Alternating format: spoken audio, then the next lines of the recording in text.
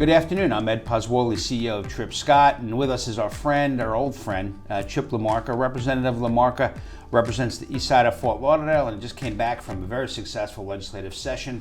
Chip, welcome. Ed, great to be back as a longtime friend and someone who represents actually 8 cities along the coast. We had a busy year this year in Tallahassee. So give us a little recap as to some of the highlights that came out of this session. Thankfully, it was a much quieter session as far as all of the noise around the process. The process was very effective. We did a lot. We did continue to do a lot in the area of education funding, teacher pay, educational choice, as you know, has become a big issue here, not just in Broward County, but all over Florida. And really, it's kind of making us the envy of the country. And we have a lot of people moving here, separate from the economic status of Florida, for these choices. Also, huge year for the environment, over $1 billion into water quality, Everglades. The governor just came down and signed a bill on the compact for the Seminole Tribe, the gaming compact, sorry, and $675 million is going to the Everglades. So it shows that we prioritize the right things, and then really continuing to work on lowering the cost of insurance and making sure that people can afford to live here. And so one of those things toward lowering homeowners insurance is My Safe Florida Home. Explain what that is. So this is the second year I've had the privilege of running that legislation, and last year we brought it back, and what it is a program that allows every Floridian, a single family home or a townhome, to have a full inspection of your house to make sure it is as safe against hurricanes and bad storms as possible, so to make sure it's resilient and hardened.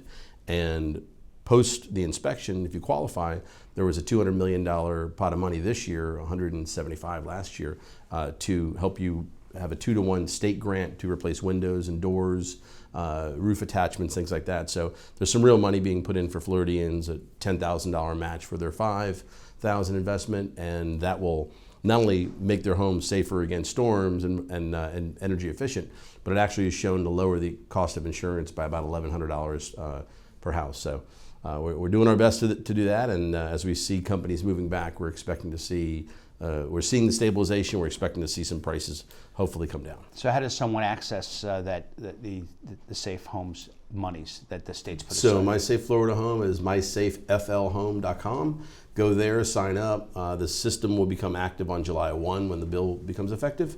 You can put in for an inspection. Someone will come out relatively soon to quickly after that to do an inspection. And then if you qualify, you go back into the portal and you explain what they found with your home. If they said, well, you need some stronger roof attachments, or your windows and doors aren't hurricane impact rated, then you can put in for that and then hopefully get a grant. The good thing we did is we took some of the regulatory bumps in the road out of it, and we basically said any state licensed contractor can do the work. They don't have to be separately approved for this program. As long as they're a state licensed contractor, we've put our faith in them through DBPR. So mysafeflhome.com. So look it up, and then you'll get, potentially, if you're eligible, you'll get $2 for every $1 you invest Correct. in your house. Yep. That's essentially the program. Yep, 10 grand, yep. Okay, great. Let's talk a little bit about some of the Office of Ocean Economy. What was that? We're lucky down here in South Florida. We have something called the Marine Research Hub, and that is a coalition between the University of Miami, Nova Southeastern, FIU, and Florida Atlantic University, those 4 schools, and the Beacon Council in Miami, the Alliance here in Broward, and the Business Development Board in Palm Beach County. So the economic development organizations meet the research institutes specializing in ocean science and marine issues, and the goal is to try to bring discoveries to market, not just research and science. It gets shelved at the university, and it's a great discovery, but what can we do with that in the economy? Whether it's aquaculture and growing our food source down in Homestead with Atlantic Sapphire growing salmon, or hydropower out of the Gulf Stream to create electricity. So what happened with this bill is Kelly Skidmore, Representative Kelly Skidmore from Palm Beach, and myself co-primed the bill, and it was an effort of hers for a couple of years. Didn't quite get any hearings, so I said, well, let's work on it together. So we got down the road on the hearing process, and then we ran out of time. But over in the Senate, we worked with Senator Pizzo, and we were able to get the language attached to the education bill in the Senate, brought it back over to the House, and passed it as a House Bill 1285, which is the overall education bill.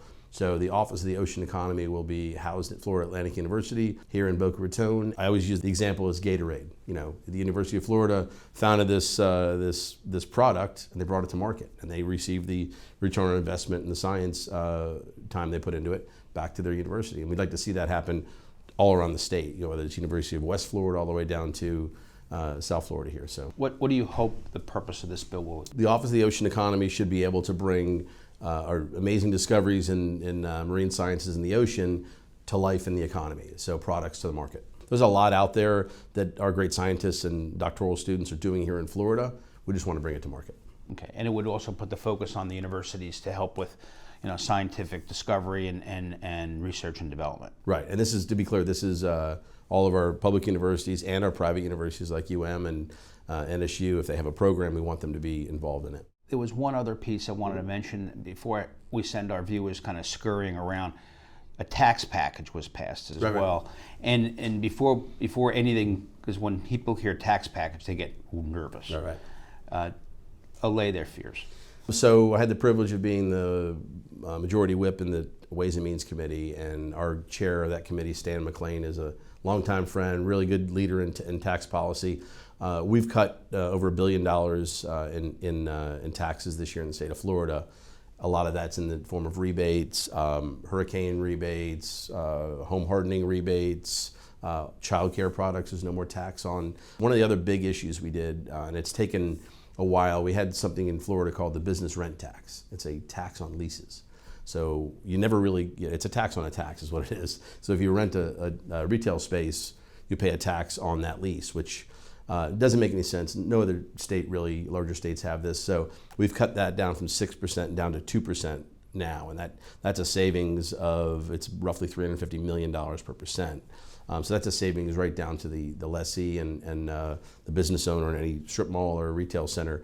The goal would be to cut that down to zero, but it's a heavy lift. But we were able to do that pre-COVID, some of that, and then the rest of it came in this year at 2%. So pretty big savings. And then ultimately, the governor he's a saver, and we appreciate that in the legislature, and we continue to pay down debt and put money in reserves. So for that rainy day that we know comes, whether it's in the form of a hurricane or a pandemic or something else we don't know is coming, we're going to make sure that we're safe, and our unemployment trust fund is full, and the reserves are full, and our debt's paid down. So we want to be fiscally responsible. So in summary, the legislature was able to fund key priorities, fully fund education, put additional incentives toward hardening homes as an example, put some money into the environment with the Everglade protections.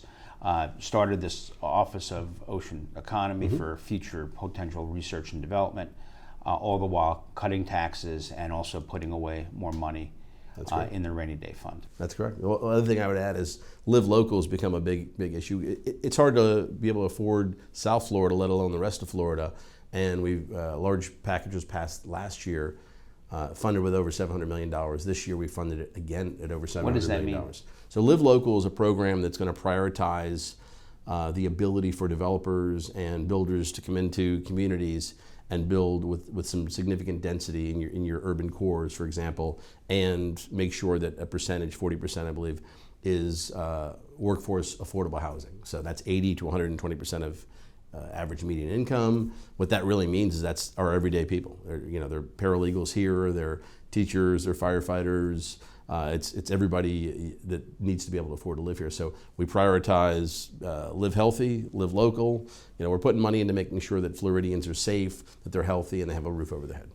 Well, Chip, I appreciate that, and I appreciate your continued work in our community. We're better for it. So thank you so much, and thank you for joining us today. Appreciate that. Great to be here.